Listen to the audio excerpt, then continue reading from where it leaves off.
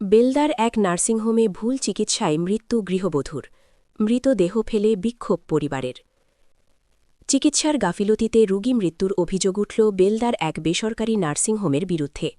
ঘটনায় উত্তেজনা ছড়াল পশ্চিম মেদিনীপুর জেলার বেলদা থানার বাখরাবাদ গ্রাম পঞ্চায়েতের গোবিন্দপুরের একটি নার্সিংহোম চত্বরে। ঘটনায় জানা গিয়েছে, বাখরাবাদ এলাকার এক গৃহবধূ শনিবার সন্ধ্যায় পেটের ব্যথা নিয়ে বেলদার ওই বেসরকারি নার্সিংহোমে ভর্তি হন। পরিবারের অভিযোগ, ভুল চিকিৎসা করার কারণেই অস্বাভাবিক মৃত্যু হয়েছে ওই গৃহবধূর। মৃত গৃহবধূর নাম সঙ্গীতা বিশ্বাস, বয়স প্রায় ২৫ বছর, বাড়ি বেলদা থানার অন্তর্গত বাখরাবাদ গ্রাম পঞ্চায়েতের স্কুল মোড় এলাকায়। মৃত গৃহবধূর স্বামী সত্যদীপ বিশ্বাসের অভিযোগ, সামান্য পেটে ব্যথা নিয়ে শনিবার সন্ধ্যায় নার্সিংহোমে ভর্তি করেন তার স্ত্রীকে। এরপর ভুল চিকিৎসার কারণে মাঝরাতে পেটের যন্ত্রণা আরও বাড়ে বলে অভিযোগ তার। পরের দিন সকালে কর্মরত চিকিৎসক ওই গৃহবধূর ইউএসটি করাতে বলেন। এরপর পরিবারের লোকজন বেলদাতে ওই গৃহবধূর ইউএসটি করাতে নিয়ে গেলে তখনই স্ক্যান সেন্টারে কর্মরত চিকিৎসক ওই গৃহবধূকে মৃত ঘোষণা করেন। পরিবারের অভিযোগ, মৃত অবস্থায় ওই গৃহবধূকে ইউএসটি করাতে পাঠায় নার্সিংহোম কর্তৃপক্ষ। রবিবার সকালে এই ঘটনাকে কেন্দ্র করে মৃতদেহ নার্সিংহোমের সামনে রেখে বিক্ষোভে ফেটে পড়েন পরিবারের লোকজন। নার্সিংহোমে ভাঙচুর চালানো হয় বলে অভিযোগ। ঘটনার খবর পেয়ে ঘটনাস্থলে পৌঁছান বেলদা থানার ওসি প্রণব সেনাপতি সহ বেলদা থানার বিশাল পুলিশ বাহিনী। পুলিশ পৌঁছানোর পরেই পরিস্থিতি নিয়ন্ত্রণে আসে। অবিলম্বে ওই নার্সিংহোম বন্ধের দাবি জানিয়েছেন এলাকার লোকজন।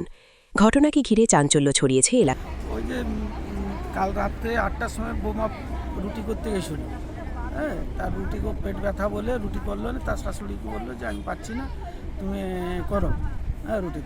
সেটা চলে এসে শুয়ে পড়লো, তার শাশুড়ি রুটি করলো। রুটি করার পর আমি যখন বাইরে বেরোয় দেখি তখন 8:30, তখন বোমা বমি করছে। আর কী হয়েছে না, পেটের ব্যথা, এই যে বমি করছে। আমি একটু জল নেবো না, হ্যাঁ জলটা জল দিলাম।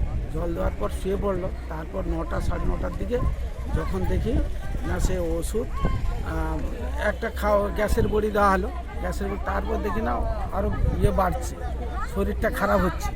তখন আমি কী করলাম না, গাড়িতে করে 10টার সময় এখানে আনি। আমি বলছিলাম আমার ছেলেকে যে এখানে না, হ্যাঁ, ও বললো যে না, যে রক্ত নেয় সেইখানে কাজ করে ভালো চিকিৎসা হবে, হ্যাঁ।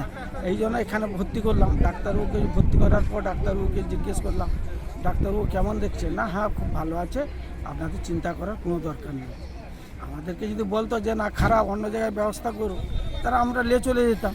কিন্তু উনি আমাদেরকে আশ্বাস দিলেন যে এখানে থাকো, কোনো চিন্তার কারণ নেই, হ্যাঁ। এই জন্য আমরা রেখে দিলাম, দিয়ে আমি বাড়ি গেলাম।